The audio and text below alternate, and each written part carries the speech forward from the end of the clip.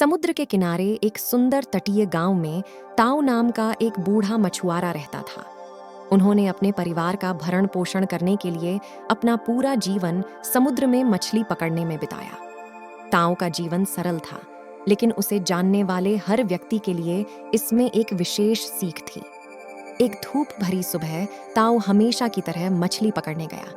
वह कुछ मछलियां पकड़ने की आशा में अपनी पुरानी नाव को अपने पसंदीदा मछली पकड़ने के स्थान पर ले गया। परंतु उस दिन समुद्र की कुछ और ही योजनाएं थीं। वह पूरे दिन मछलियां पकड़ता रहा, लेकिन उसका जाल खाली लौट आया।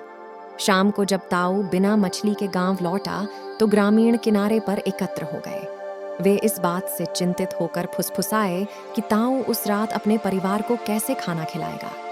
ली नाम का एक युवा मछुआरा जो हाल ही में गांव आया था, ताऊ के पास पहुंचा। उसने कहा, अरे बूढ़े आदमी, मैंने देखा कि तुमने आज कोई मछली नहीं पकड़ी। तुम जीवन भर मछली पकड़ते रहे हो, लेकिन आज तुम्हें कुछ नहीं मिला। शायद अब रुकने और अपने परिवार को खिलाने का एक अधिक निश्चित तरीका खोजने का समय आ गया है। ताऊ ने ली को देखकर मुस्कुराते हुए कहा, प्रिय ली, आज मैं बिना मछली के वापस आ गया, लेकिन इसमें एक सबक है। जीवन समुद्र की तरह है, जिसमें उतार चढ़ाव आते हैं। ये सिर्फ मेरे द्वारा पकड़ी गई मछली के बारे में नहीं है, ये यात्रा के बारे में है। समुद्र के साथ मेरा संबंध और इससे मुझे जो शांति मिलती है। ऐसे दिनों में भी समुद्र की सराहना करने में सुंदरता है। ली को यकीन नहीं था कि वह समझ गया है। उसने कहा, लेकिन क्या आप अपने परिवार के लिए और अधिक नहीं चाहते?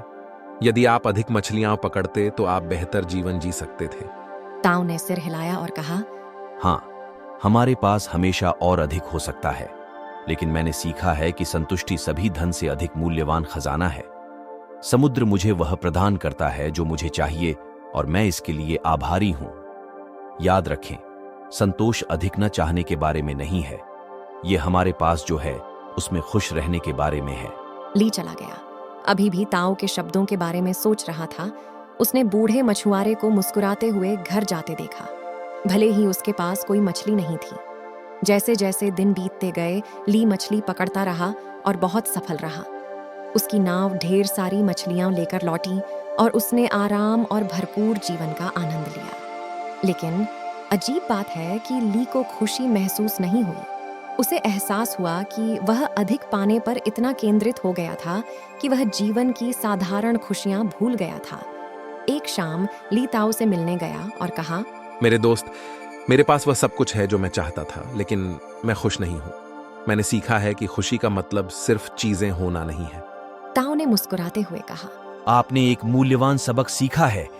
सच्ची संतुष्टि बहुत सारी चीजें होने के बारे में नहीं है, यह साधारण चीजों में खुशी खोजने और जो हमारे पास है उसके लिए आभारी होने के बारे में है। समुद्र हम दोनों के लिए प्रदान करता है, लेकिन हम इसके उपहार कैसे प्राप्त करते हैं, यह हमारी खुशी तय करता है। उस दिन से ली ने अपने काम और जीवन की साधारण खुशियों का आनंद लेने के बीच संतुलन स्थापित कर लिया। उसे उस संतुष्टि का एहसास होने लगा जिसे ताऊ इतने लंबे समय से जानता था। ताऊ और ली की कहानी हमें सिखाती है कि असली खुशी हमेशा और अधिक चाहने में नहीं है, बल्कि जीवन की सुंदरता की सराहना करने में है। यह हमें दिखाता है कि खुशी का मतलब बहुत सारी चीजें होना नहीं है, बल्कि वर्तमान क्षण में खुशी पाना और जीवन के आशीर्वाद के लिए आभारी होना है, चाहे वे कितने भी छोटे क्यों न लगें।